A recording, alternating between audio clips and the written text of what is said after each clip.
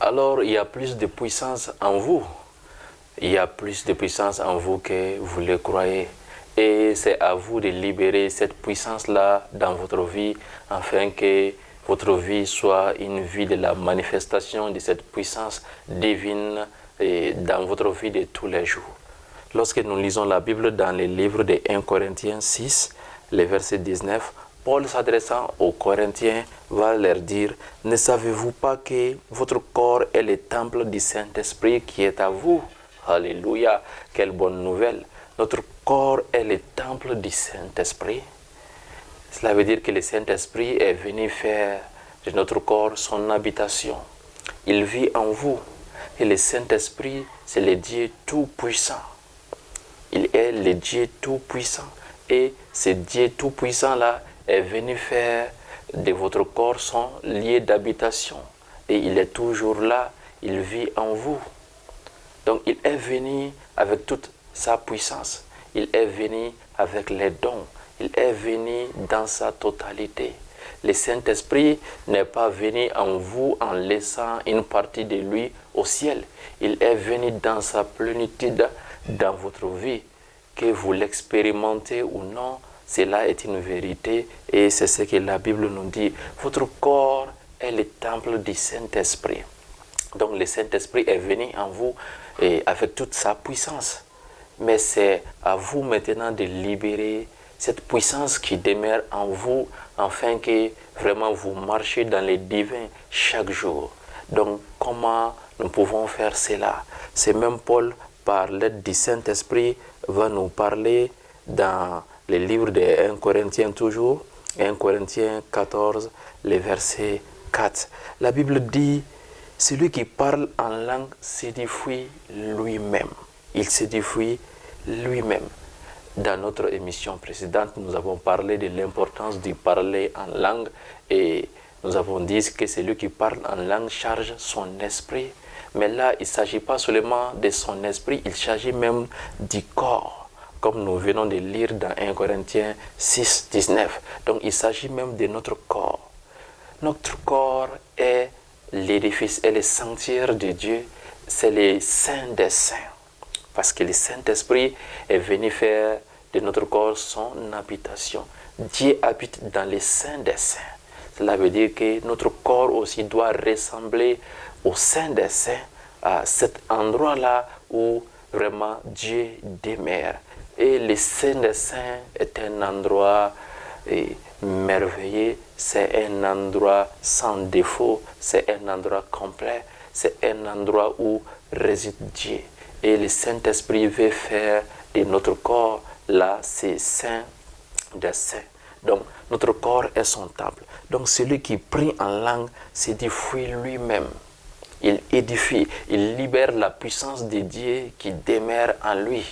Il libère cette puissance-là en lui. Donc, il ne s'agit pas seulement de prendre du temps dans la prière en langue.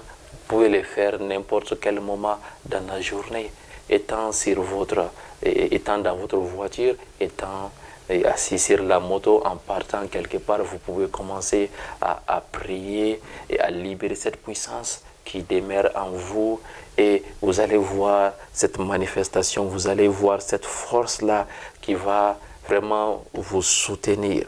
La Bible dit, celui qui parle en langue s'édifie. Donc, et en parlant en langue, votre corps, votre corps change. Donc, se transforme à cet édifice-là. Donc, l'amour est libéré en vous, la patience est libérée en vous, la puissance de Dieu est libérée en vous. Et cette puissance-là va détruire tout ce qui ne fait pas la gloire de Dieu dans votre corps, même la maladie. Que ce soit la maladie, que ce soit l'amertume, que ce soit la colère, que ce soit la jalousie, ce sont des trucs qui ne vont pas avec les saints des saints. Et si ces choses-là résident en vous, prenez du temps dans la prière en langue. Et au lieu de l'amertume, au lieu de la colère, l'amour va surgir. L'amour va se manifester en vous, même si vous êtes malade. Rappelez-vous, la maladie n'est pas de Dieu. La maladie ne peut exister dans le même endroit que Dieu est. Donc, Dieu et la maladie ne peuvent pas vivre ensemble. Donc, comme votre corps, là, est le temple du Saint-Esprit, et que le Saint-Esprit vraiment veut faire de ce corps-là les saints des saints, donc vous n'avez plus droit à demeurer avec la maladie. Priez en langue et cette maladie va disparaître. Vous pouvez le faire à n'importe quel moment, comme je l'ai si bien dit, en lisant votre Bible, en regardant la télé, vous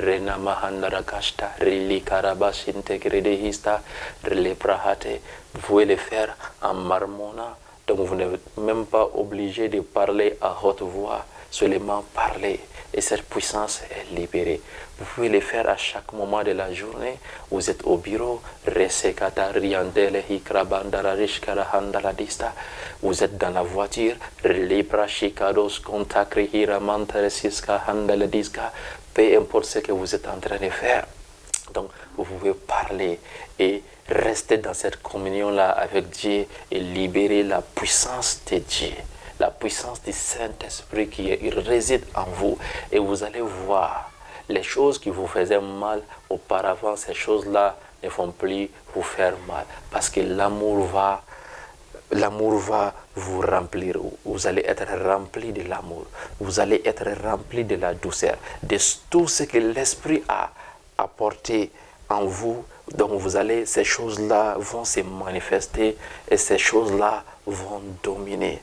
C'est ce que la Bible nous dit encore et c'est ce que Paul même conseille à son fils spirituel, Timothée, quand nous lisons le livre de Timothée et le chapitre 1, et quand nous commençons notre lecture au verset 6, Paul dit à Timothée, c'est pourquoi je t'exhorte à ranimer les dons de Dieu. Là, ici, il ne s'agit pas du Saint-Esprit, parce qu'on ne peut pas ranimer le Saint-Esprit. Le Saint-Esprit est toujours ranimé, et le Saint-Esprit est toujours chaud. Là, quand la Bible parle dans d'autres épîtres du don du Saint-Esprit, et cela veut dire le Saint-Esprit lui-même, la Bible utilise le mot doréa en grec. Doréa. Doréa, cela veut dire la personnalité même du Saint-Esprit en grec. Mais les mots utilisés ici, ça c'est le charisme. Donc, les dons du Saint-Esprit. Donc, Paul dit à Timothée de ranimer. Et nous savons que nous ne pouvons pas nous ne pouvons pas utiliser les dons. Mais en fait, c'est les dons qui nous utilisent. Le Saint-Esprit active les dons en nous, nous ne pouvons pas les activer. Les seuls dons qu'on peut activer, ça c'est le parler en langue. Donc, nous n'avons pas besoin que le Saint-Esprit nous incite, nous pouvons le faire à chaque moment. Et Paul parlait de parler en langue ici, donc de ranimer donc, tout ce qui est en lui là, par ces dons-là, les parler en langue. Et il va dire, car ce n'est pas un esprit de timidité que Dieu nous a donné, mais un esprit de force, d'amour et de sagesse. Alléluia. Vous voulez marcher dans cette force-là, priez en langue. Priez en langue. Vous voulez libérer l'amour de Dieu en vous, priez en langue. Vous êtes en colère, priez en langue. Et vous allez voir à partir d'un moment, la colère va disparaître et l'amour va faire surface et vous allez vous sentir très bien. Vous avez besoin de marcher dans la sagesse de Dieu, prier en langue. Vous pouvez le faire à n'importe quel moment et vous n'avez pas besoin de prendre un temps spécial. Vous pouvez prier toute la journée en langue et libérer cette force. Je me souviendrai toujours de cet témoignage du pasteur Chris lorsqu'il a dit qu'un jour un de ses fidèles est parti lui voir et lui disant qu'il est malade. Et à un certain moment de la nuit, ces membres-là deviennent comme paralysés. Et le pasteur Chris lui a conseillé ceci. Il lui a dit, mon fils, juste va à l'autel devant là, de l'église et prie en langue aussi fort que tu peux et prie en langue de tout ton cœur. Et c'est ce que ce dernier-là a fait et il a constaté après quelques jours, les symptômes ont complètement disparu, la maladie est complètement partie. Parce que la puissance de Dieu qui est en nous est sensible à la maladie. Mais cette puissance a besoin d'être libérée et les moyens les plus rapides de libérer cette puissance, ça c'est de prier en langue aussi que tu paies à chaque minute, à chaque seconde que tu paies. Donc commencez à faire cet exercice-là et vous allez vivre une vie de gloire. Une vie de gloire et une vie de manifestation divine. Non seulement l'amour va se manifester, mais aussi les dons. Les parler en langue est la porte qui ouvre et qui donne l'accès à d'autres dons de se manifester dans votre vie. Faites-les à n'importe quel moment. Commencez maintenant même à prier en langue et le Seigneur va se manifester. Faites-les à chaque moment dans le nom de Jésus-Christ. Demeurez bénis dans le nom puissant et merveilleux de Jésus-Christ et vivez cette vie glorieuse que le Seigneur a préparée pour vous. Shalom.